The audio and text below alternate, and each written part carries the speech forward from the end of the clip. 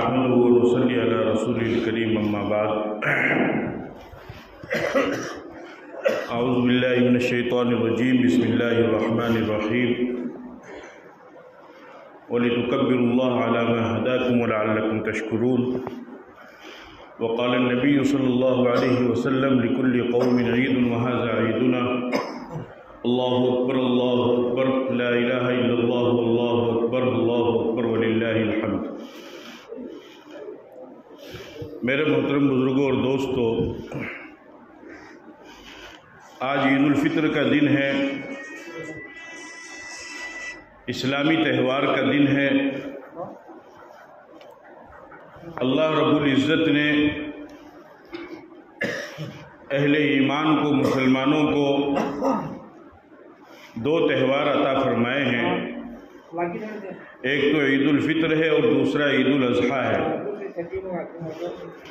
عید الفطر تو جو آج کا دن ہے اور دوسرا عید الاضحیٰ قربانی کے وہ 3 دن جس میں حضرت ابراہیم علیہ السلام کی سنت کو زندہ کیا جاتا ہے، یہ 2 اسلامی تہوار ہیں۔ اس کے علاوہ بقیہ کوئی اسلامی تہوار اسلام میں نہیں ہے، اگرچہ لوگوں نے اپنے اعتبار سے اور بھی تہوار بنا رکھے ہیں اور ان کو اسلام کی طرف منسوب کر رکھا ہے، اور بہت سارے مسلمان آج یہ بھی سمجھتے ہیں کہ وہ بھی اسلامی تہوار ہے، جبکہ صحیح بات یہ ہے کہ اسلامی تہوار تو صرف اور صرف 2 ہی ہیں، 2 کے علاوہ نہیں ہیں۔ ایک تو عید الفطر جو رمضان کا مہینہ گزرنے کے بعد 1 شوال کو ادا کی جاتی ہے، اور دوسرے عید الاضحیٰ قربانی کے 3 دن۔ ان کے علاوہ بہت سے مسلمان جو یہ سمجھتے ہیں کہ شب برات، شعبان کی 15ویں رات، شب رات جسے کہا جاتا ہے، وہ بھی اسلامی تہوار ہے۔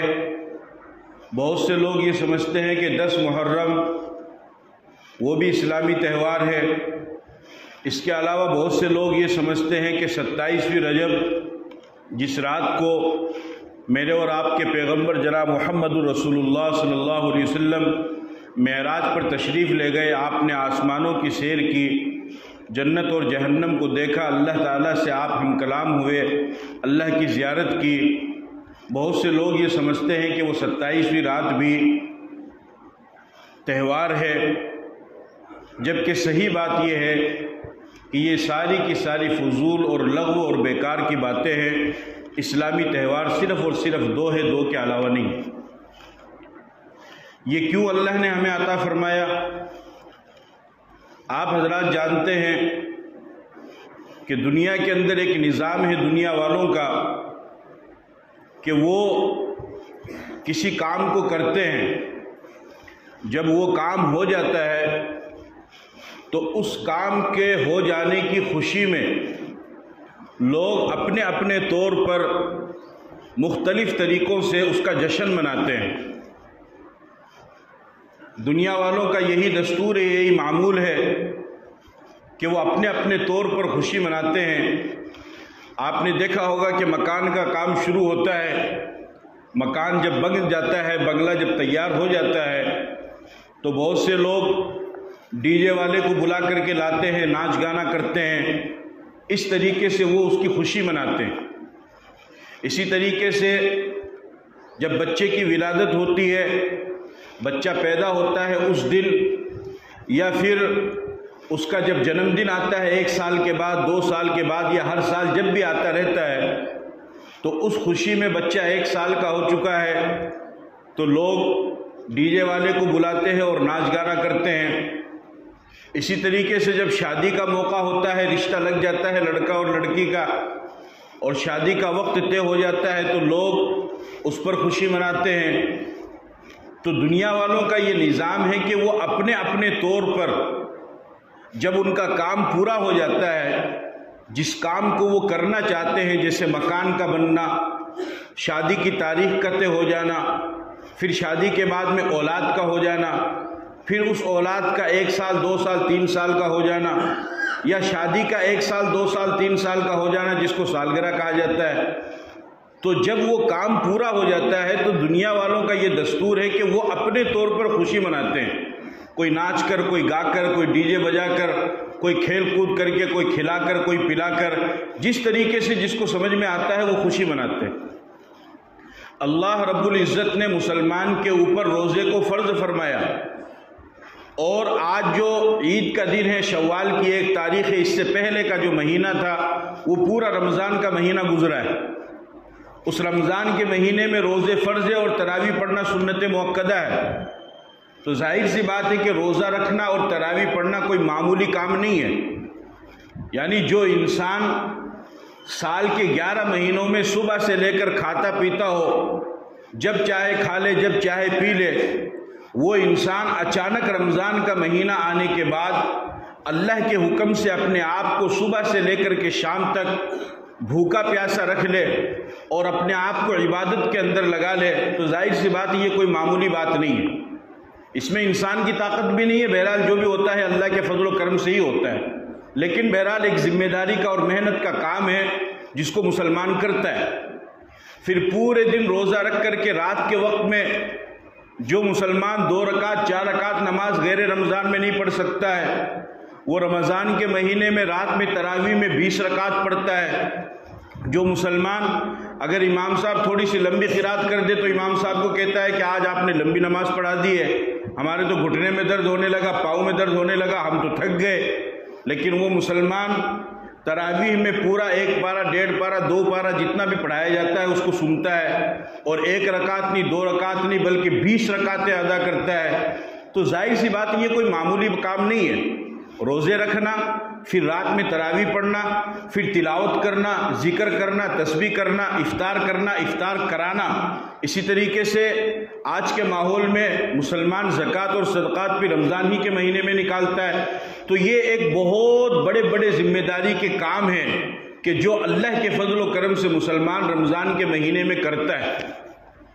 اب جب یہ اتنی بڑی ذمہ داری کے کام پورے ہو گئے تو ایک تو طریقہ یہ تھا دنیا والوں کی طرح کہ اس کام کے پورا ہو جانے کے بعد، یعنی رمضان کا مہینہ گزر جانے کے بعد، مسلمان بھی ناچتا اور گاتا اور ڈی جے بجاتا اور خوشیاں مناتا۔ لیکن نہیں، مسلمان کو اسلام نے تعلیم دی، شریعت نے اس کی رہنمائی کی، اس کی رہبری کی، اور اللہ نے اس کو بتایا، قرآن میں اس کا ذکر ہوا، احادیث کے اندر اس کا ذکر ہوا کہ جب تم ان ذمہ داریوں کو پورا کر لو تو پھر اس کے بعد جب ذمہ داری پوری کر لی جاتی ہے، مزدوری پوری کر لی جاتی ہے، پھر مزدوری دینے کا وقت آتا ہے، مزدور کو انعام اور اجرت کے ملنے کا وقت آتا ہے، تو اس ذمہ داری کے پورا ہونے کے بعد تمہیں اس ذمہ داری کی خوشی کس طریقے سے منانی ہے اور اللہ کی اس نعمت کا شکر کس طریقے سے ادا کرنا ہے، اس میں بھی اللہ نے مسلمان کو آزاد نہیں چھوڑا بلکہ اس کا طریقہ بتایا۔ اس کا طریقہ کیا ہے؟ اس کا طریقہ یہ بتایا کہ رمضان کے مہینے میں جو کچھ بھی تم نے ذمہ داری والا کام کیا ہے، روزہ رکھنا، تراویح پڑھنا، زکوٰۃ دینا، صدقات نکالنا، تلاوت کرنا، تسبیح پڑھنا، افطار کرانا، جتنے بھی نیک اعمال ہو سکتے تھے، تم نے جو بھی نیک عمل کیا ہے یہ سب اللہ کے فضل و کرم سے کیا ہے۔ اللہ نے اپنا فضل اور کرم تمہارے اوپر کیا تو تم یہ کام کر سکتے ہو، ورنہ تم سے زیادہ طاقتور اور صحت مند لوگ ہیں کہ جو دنیا کے اندر ہیں لیکن وہ ان کاموں کو نہیں کر پائے، آپ نے یہ کام کیا ہے۔ تو اب جب یہ کام پورا ہو گیا تو اب اس کی خوشی کس طریقے سے منانی ہے؟ تو اسلام یہ کہتا ہے کہ جس پروردگار نے تمہیں ان کاموں کے کرنے کی توفیق دی، جو بہت مشکل کام تھے لیکن پھر بھی اس نے اپنے فضل و کرم سے تم کو یہ کام کرنے کی توفیق دے دی اور تم نے 1 مہینے تک یہ کام کر لیا، تو اب اس پروردگار کا حکم یہ ہے کہ جس اللہ نے توفیق دی اسی کے سامنے اپنے سر کو جھکاؤ۔ اس کے لیے 2 رکعت عید کی نماز کو واجب قرار دیا۔ سمجھ میں آ رہی بات؟ اسی کو شکرانہ کہتے ہیں۔ یہ عید کی نماز بھی ہے اور گویا کہ ایک طرح سے یہ شکرانے کی نماز بھی ہے کہ اللہ آپ نے جو ہمیں توفیق دی ہم نے اس کو پورا کر لیا ہے، تو اب جو اللہ کو راضی کرنے کے لیے جس کی توفیق سے یہ سارا کام ہوا، اس کو مزید خوش کرنے کے لیے اور اس کے انعام کو حاصل کرنے کے لیے ہم کیا طریقہ استعمال کریں، وہ طریقہ بھی شریعت نے ہمیں بتا دیا اور 2 رکعت عید الفطر کی واجب قرار دی کہ ان 2 رکعت کو ادا کرنے کے بعد پھر اللہ تعالیٰ اپنے بندوں سے اور بھی زیادہ خوش ہوتے ہیں۔ اور عید سے پہلے کی جو رات ہوتی ہے، جو رات ابھی گزری ہے جس میں ہم سو کر کے ابھی ہم نے صبح کی ہے، اس کو لیلۃ الجائزہ کہا جاتا ہے، انعام والی رات، کہ اللہ تعالیٰ فرشتوں سے پوچھتے ہیں کہ میرے فرشتوں تم یہ بتاؤ کہ اگر کسی مزدور نے اپنی مزدوری پوری کر لی اور تو اس کے ساتھ کیا ہونا چاہیے؟ تو فرشتے فرماتے ہیں کہ ان کو ان کی مزدوری دے دینی چاہیے۔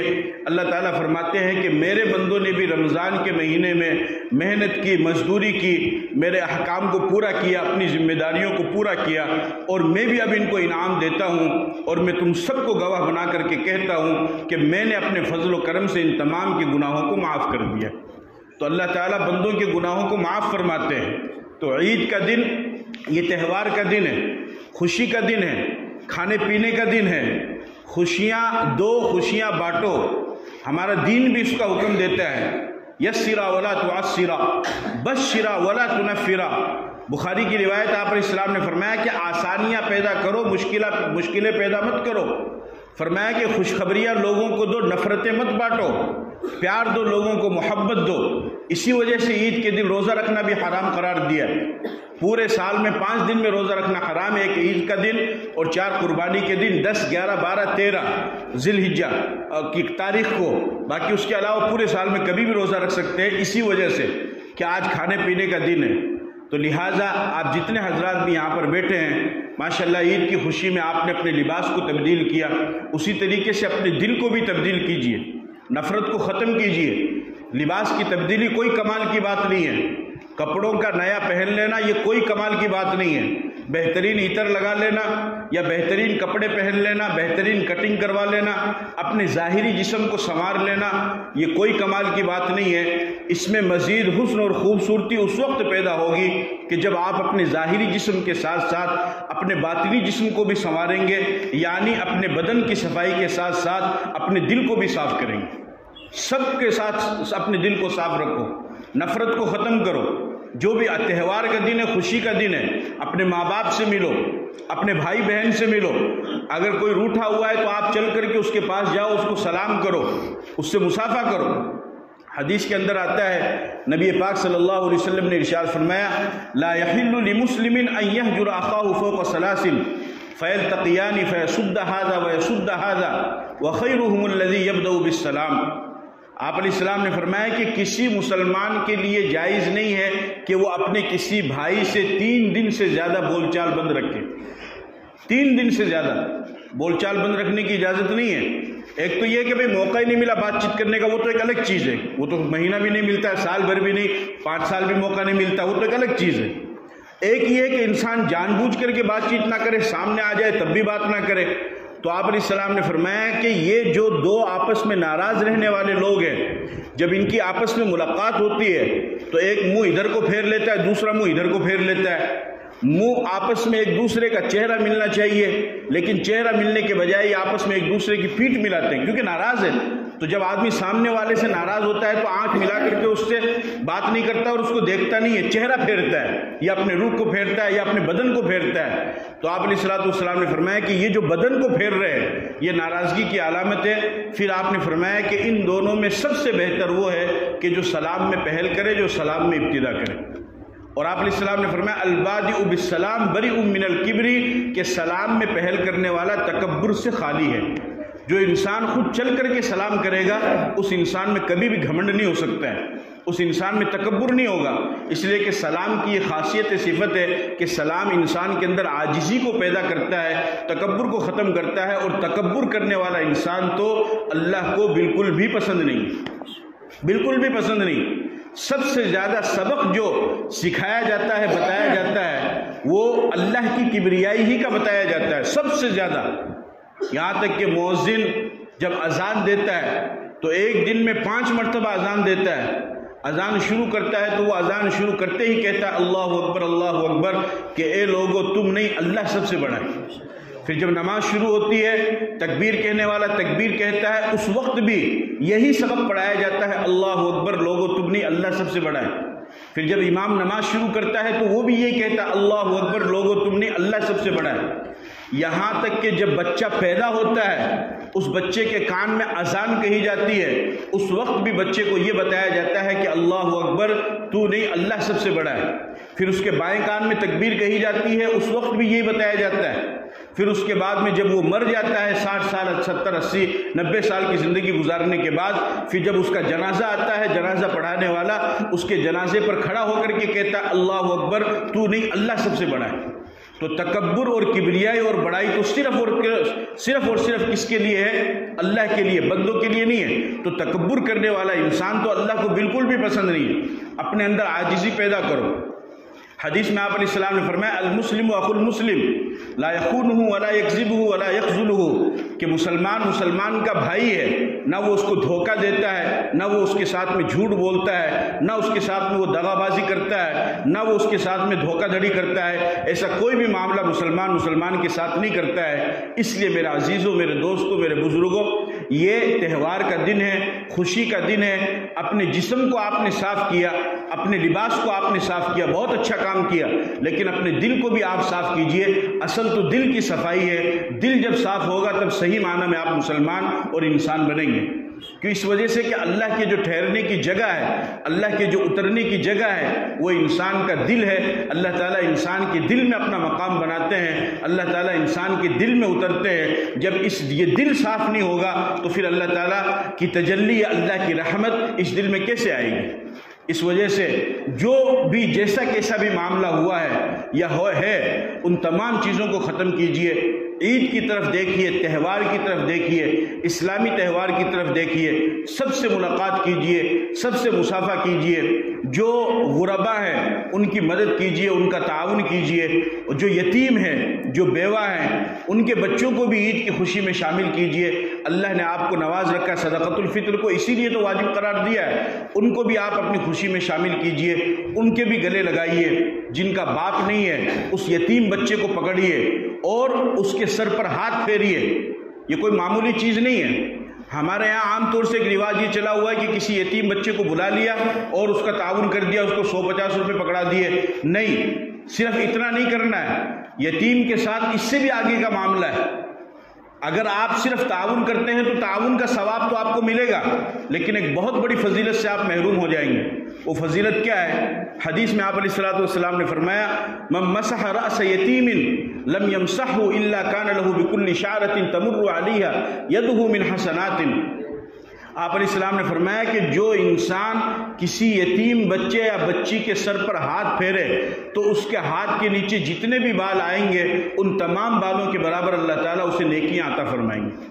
تو یتیم کے سر پر ہاتھ بھی پھیرو، عزت کے ساتھ میں، احترام کے ساتھ میں تعاون بھی کرو۔ اگر کوئی بیوہ ہے، اس کا شوہر نہیں ہے، اس کا بھی تعاون کرو، پرچار کر کے نہیں، چپکے سے جا کر کے۔